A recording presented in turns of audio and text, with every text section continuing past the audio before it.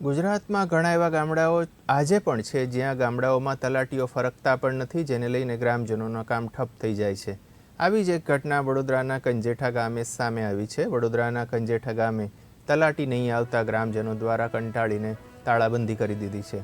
સરકારી કામકાજના દિવસોમાં તેઓની પ્રત્યક્ષ હાજરી અનિવાર્ય હોવા છતાં તલાટી અનિયમિત રહે છે, જેના કારણે ગ્રામજનોના અનેક સરકારી કામો અટક્યા હોવાના ગ્રામજનોના આક્ષેપો કરવામાં આવ્યા છે। સાથે જ ગ્રામજનો દ્વારા શિનોર તાલુકા વિકાસ અધિકારીને ગ્રામજનો દ્વારા લેખિતમાં રજૂઆત કરાઈ હતી કે તત્કાલ ઢોરને તલાટીની બદલી કરવામાં આવે। એક પંચાયત ઘર છે, જોઈ શકો છો, જેને જુઓ તો ખબર પડે કે ખખડ ધજ થઈ ગયું પંચાયત ઘર। બહુ જૂની ઓફિસ છે આ।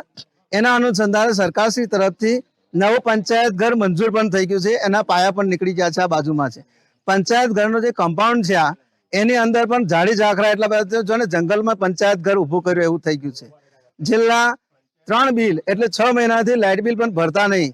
જાણવા મળેલ છે કે પંચાયત ઘરની અંદર નાણાં પણ છે, તેમ છતાં પણ લાઇટ બિલ ભરતા નહીં। એનું કારણ શું કે તલાટી રેગ્યુલર આવતા નહીં। અઠવાડિયામાં 1 દિવસ હોય છે, તે પણ આવે ને ના પણ આવે।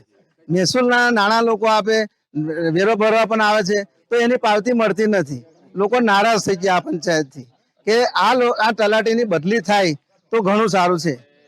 આજે શું ગામ લોકોએ કરેલું છે?